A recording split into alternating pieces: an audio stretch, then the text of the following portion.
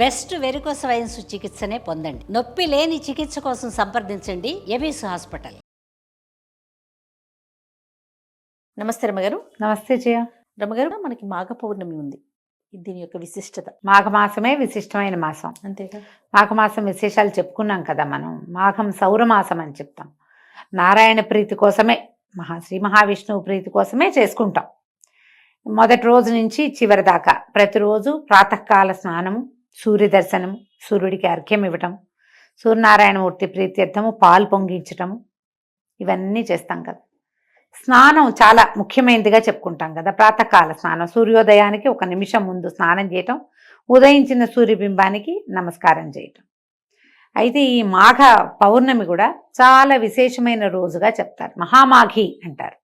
మామూలుగా మనకి ప్రతి పౌర్ణమి విశేషమే.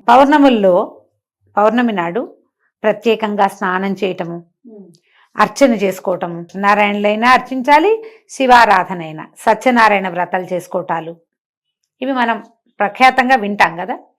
అయితే ఈ మాఘంలో ఈ పౌర్ణమి నాడు సముద్ర స్నానం చాలా విశేషంగా చెప్తారు చేయ. మామూలుగా మనకి సముద్ర స్నానం తెలుసు, కార్తీక పౌర్ణమికి చేస్తాం కదా. దానికి ప్రత్యేకంగా ఉంది. ఆకామావై అంటారు.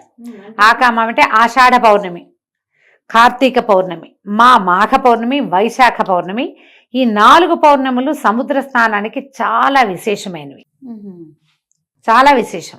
వాట్లల్లో మహామాఘి మరీ విశేషం. హైదరాబాద్ వాసులకి సముద్రం లేదు, మనం ఏం చేయాలి? మనకు వెంటనే డౌట్స్, మనకు సముద్రం లేదు కదండి అంటే వెళ్ళాలి. ఎక్కడికైనా వెళ్ళలేము, కనీసం ఇంట్లో అయినా పొద్దున్నే స్నానం చేయండి, నదీ స్నానం చేయొచ్చు. సముద్రము చాలా విశేషంగా చెప్పబడుతుంది ఇక్కడ. మామూలుగానే మనం ఒక వాక్యం చెప్పుకుంటాం, నదీనాం సాగరోగతి అని. నదులన్నీ కూడా, అన్నిటి కూడా సాగరమే వాటి గతి. పైగా ఆకాశాత్పతి తుంతోయం యథాగచ్చతి సాగరం సర్వదేవ నమస్కారో కేశవం ప్రతిగచ్చతి.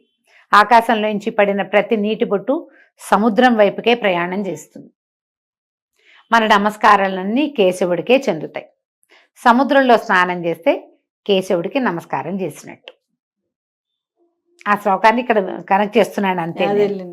ఈ సముద్రంలో ఏంటంటే అపారమైన సౌరశక్తి నిండి ఉంటుందట ఈ పౌర్ణములలో. సూర్యుడి వేడిమికి ఎంత నీరు ఆకాశంలోకి పోతుంటుంది, అయినా కూడా తరగదు.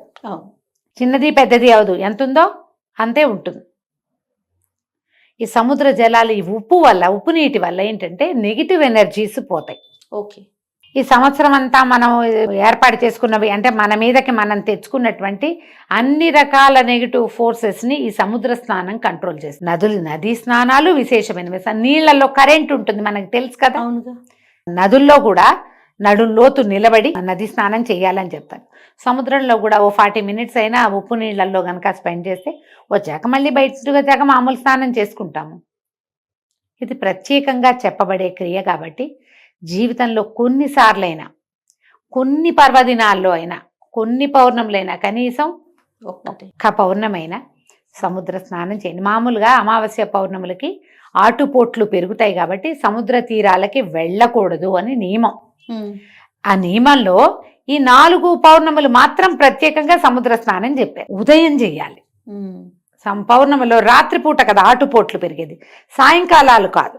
ఉదయ స్నానాలు 4 గంటల లోపే, ఎలా కుదిరితే అట్లా. సముద్ర స్నానానికి కానీ నదీ స్నానానికి కానీ వెళ్ళేటప్పుడు ఇంటి దగ్గర స్నానం చేసి వెళ్ళాలి. పాచి మొహంతో, పాచి బట్టలతోటి నదుల్లోకి దిక్కకూడదు, సముద్రంలోకి అసలు దిక్కకూడదు. శుభ్రంగా ఉండి అప్పుడు వెళ్ళాలి. పైగా ఇవి పితృదేవతలకి తర్పణాలు విడిచే సమయం, ఇవన్నీ స్థిరంగా ఉంటాయి. ఈసారి పౌర్ణమి ఇంచుమించుగా నాకు గుర్తుండి సంక్రమణం కూడా అప్పుడే ఉన్నట్టుంది. చూద్దామా ఒకసారి? చూడండి రమ్మగారు, మీకోసమే క్యాలెండర్ కూడా తెప్పించాను నేను. మామూలుగా పౌర్ణములు మారుతూ ఉంటాయి కదా. మామూలుగా మనకి సంక్రమణాలు జరుగుతాయి కదా. మకర సంక్రమణం ఏమో మన కిందటి నెల 15వ తారీఖు వచ్చింది. ఇప్పుడు ఇంచుమించుగా ఇప్పుడు సంక్రమణ వచ్చేస్తోంది. ఇది కుంభ సంక్రమణం అంటారు. ఈ సంక్రమణము పౌర్ణమి ఒకే రోజు వచ్చినాయి. ఈసారి 12వ తారీఖు ఒకేసారి వచ్చినాయి. సంక్రమణ తిథుల్లో మామూలుగా మనకి పితృతర్పణాలు విడుచుకుంటాం కదా. ఈ మాఘంలో ఈ పౌర్ణమి నాడు మన సముద్రం దగ్గర కూడా పితృతర్పణాలు విడవచ్చు. అది కూడా మంచిదే. పిల్ల జల్ల తీసుకెళ్లేటప్పుడు కొంచెం జాగ్రత్తగా వహించాలంతే. ఒకవేళ మనం ఏ సముద్ర స్నానానికి ఏ నది స్నానానికి వెళ్ళలేము, ఏమిటండి ఇప్పుడు మా సంగతి ఎట్లా అని అందరు అడుగుతుంటారు. కుంభమేళా గురించి చెప్పుకుంటున్నాం, విపరీతంగా ట్రెండింగ్ లో ఉంది కుంభమేళా, అంతే కదా. అక్కడికి వెళ్తేనే కుదురుతుంది లేకపోతే కుదరదన్న మాట లేదమ్మా. అసలు అవకాశం ఉన్న వాళ్ళు వెళ్తారు, వాళ్ళు ఏదో అత్యద్భుతమైన వాళ్ళు, వెళ్ళలేని వాళ్ళు, పనికిమాలిన వాళ్ళు అలాంటివి ఏం లేవు. మా పుణ్యం వస్తే మీకు రాదు అనకూడదు. ఇక్కడ కూడా మనకు అవకాశం ఉంది, మనం ఇక్కడ చేయొచ్చు. మనం ఎక్కడ పుష్కర స్నానం చేసినా, ఎక్కడ నదీ స్నానం చేసినా మనకి పుణ్యమే లభిస్తుంది. అక్కడికి వెళ్తే అమోఘ పుణ్యం.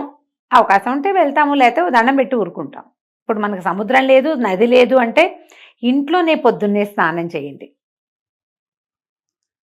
పెద్దవాళ్ళు ఎవరైనా తర్పణాలు విడిచే పద్ధతులు ఉంటే తర్పణని విడుచుకోండి.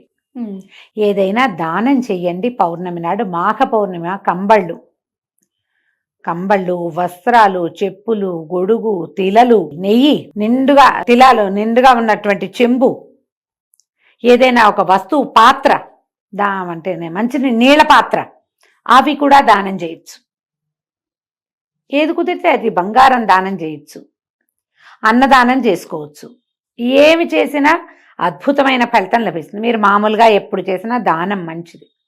పర్వదినాలలో చేస్తే ప్లస్. మరి మంచి పర్వదినాల్లో ఏవి చేయాలని చెప్పబడిందో అవి చేస్తే ఇంకా ప్లస్.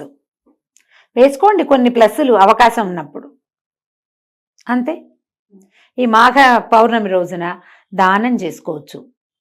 పగలు ఉపవసించి సాయంకాలం భోజనం చేస్తే మంచిది అవకాశం ఉంటే. సాయంకాలం పౌర్ణమి చంద్రుడు కనపడ్డాక చంద్రుడిలో భావన చేసి లక్ష్మీ స్తోత్రం కానీ లలితా స్తోత్రం కానీ చేసుకోవచ్చు.